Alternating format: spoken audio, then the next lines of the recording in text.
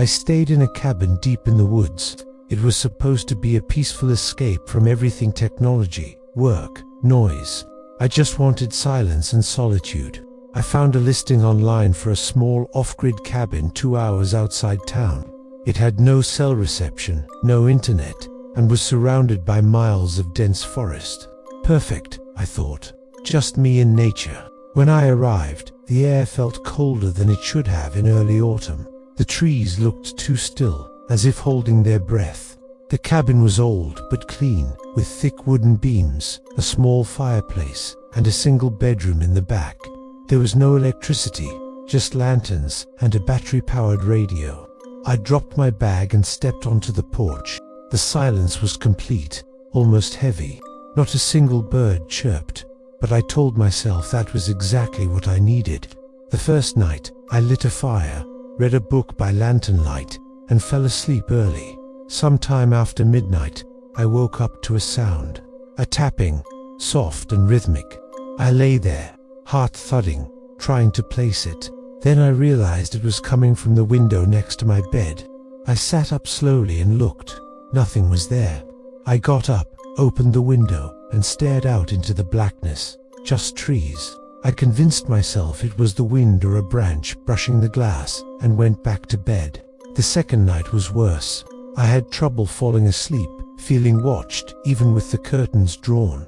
Around 2 in the morning, I heard breathing. Slow, deliberate breathing just outside the door. I froze. It was too heavy to be an animal. It lasted several minutes. When I finally got the courage to open the door, there was no one there. But the porch floorboards creaked as if someone had just walked away. I should have left then, but I didn't. I told myself it was just nerves, a city person not used to country sounds. The third night, I locked every door and window, double-checked every latch. I kept the lantern burning. I didn't sleep. Around 3 a.m., I was sitting by the fire when I glanced at the window. That's when I saw it. A face, not pressed to the glass, but floating behind it, in the reflection. Behind me, pale skin, wide eyes, and a mouth stretched into a smile that was too big, too sharp. I spun around. Nothing was there. I looked back at the window. The face was gone. I grabbed my keys, my bag, and ran to the car. The forest around me was darker than I'd ever seen it. I drove down the winding dirt road, not daring to look in the rearview mirror.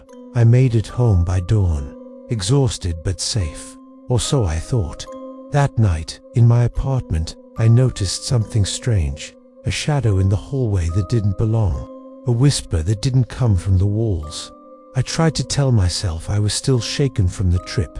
But then I saw the reflection in the bathroom mirror. That same face, grinning, watching, standing just behind me. I turned fast. Nothing there. But every time I looked in the mirror after that, it was waiting. Sometimes closer, sometimes further away, never moving, just watching. I covered every mirror in my home, but I still saw it in my phone screen, in windows, in puddles on the street. A week passed, then 2. I stopped sleeping. I stopped going outside. I couldn't tell anyone. I didn't even understand it myself. Then one night, I heard it again. The tapping. But this time, it was from inside the house. I followed the sound through the apartment, every hair on my body standing up.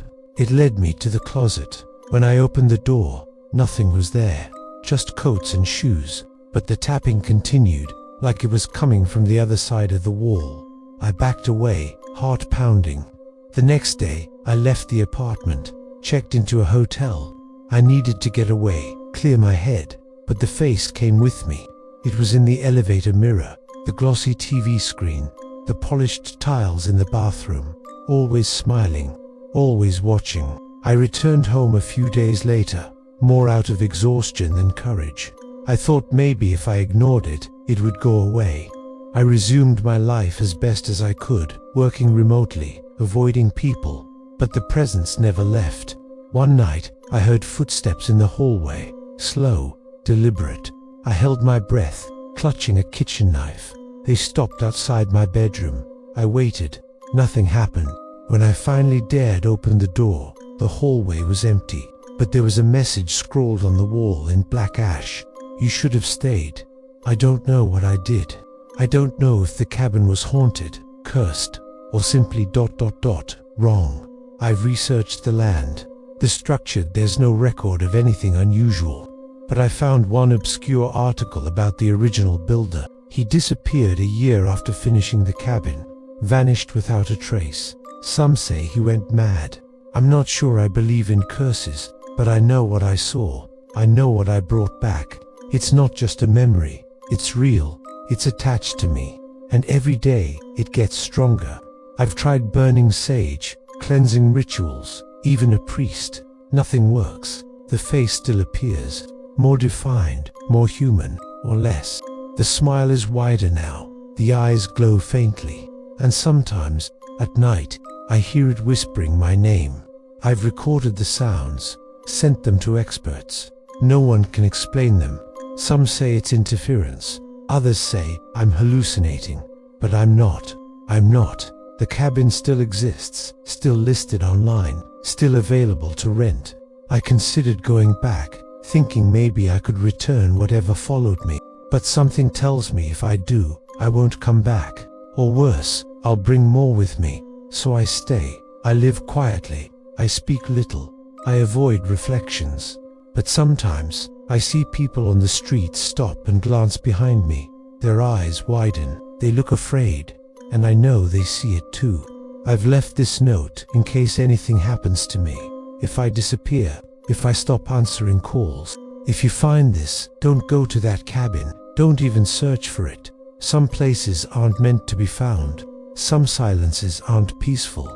And some things, once seen, never let you go. Until next time, stay safe.